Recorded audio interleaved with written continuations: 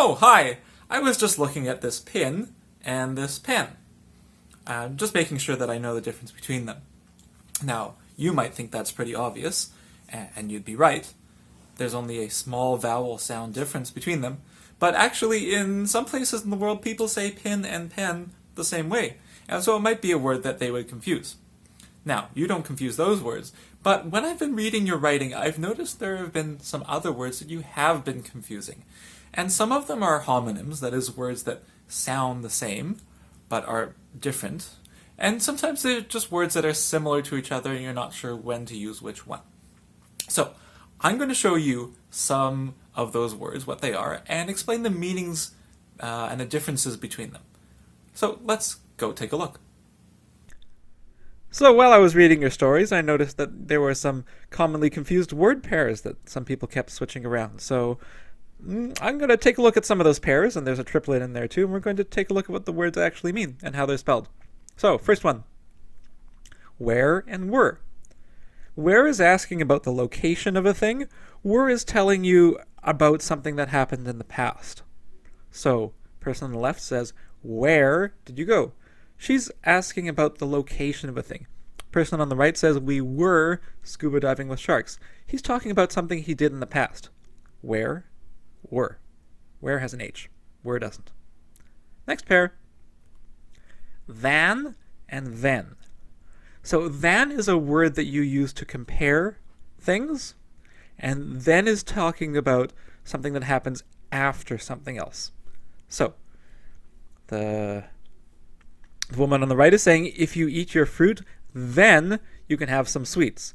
So she's talking about first he's going to eat his fruit, hopefully, and then after that something else is going to happen. He's going to have some sweets.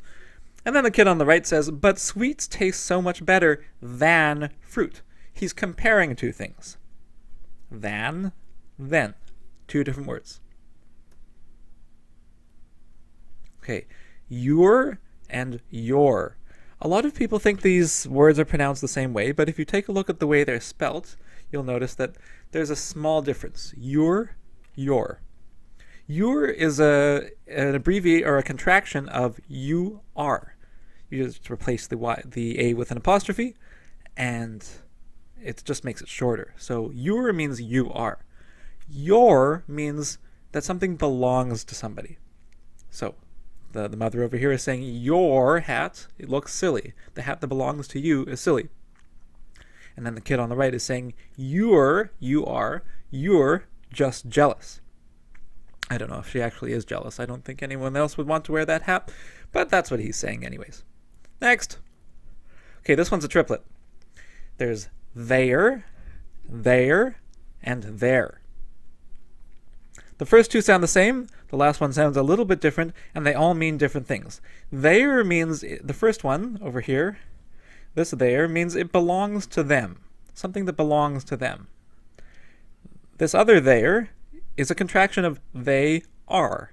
There, it means they are. They just take out the A to make it faster to say. And then the last one is there, and there is when you are pointing out the location of a thing. So, the three examples in their dialogue here. Where is their money? Where's the money that belongs to them? And then the woman says, it's over there, as in behind his head. He's talking about a location of a thing. And then the man says, they are going to lose it unless they hide it. They are. They are going to lose it unless they hide it. Three words, two sound exactly the same, one sounds a little bit the same. They all mean different things. And finally, not a lot of people made this mistake, but a few people did. Was versus were. So, was is when you're talking about the past for one person. Were is when you're talking about the past for many people. So, the man on the left says, where was our pile of money? It's just one pile. It's just one thing. And so it gets was. And then the woman says, we were going to spend it on a new octopus hat. So that's two people. Two people were, because they're multiple people, going to spend it on a new octopus hat. Was is for the past for a singular thing or person.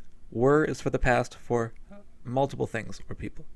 Now there is one exception, and that is for wishes. So here's the special case for were. This man saying, I wish I were a wizard. Now, he's only one person, so you'd think he'd say, I wish I was a wizard, but when you're wishing for something, or some sort of thing that's a hypothetical, something that's not real but you're imagining it was, then you say were instead of was. Don't ask me why. I did not invent English. So, what are we going to do with this? Well, if you go to Google Classroom and click on the Classwork tab, one of the assignments that you're going to have is called the Commonly Confused Words quiz. And I'm going to give you some sentences with fill in the blanks, and you need to choose which of the commonly confused words goes into the blank for that sentence. So I think you will enjoy that. So give it a try. And yeah, just click on it, and then the quiz will open. Oh, look, it's a pin pen.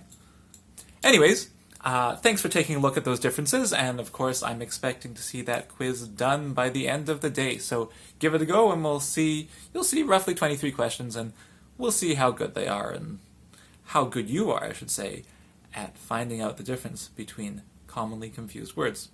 Have fun quizzing!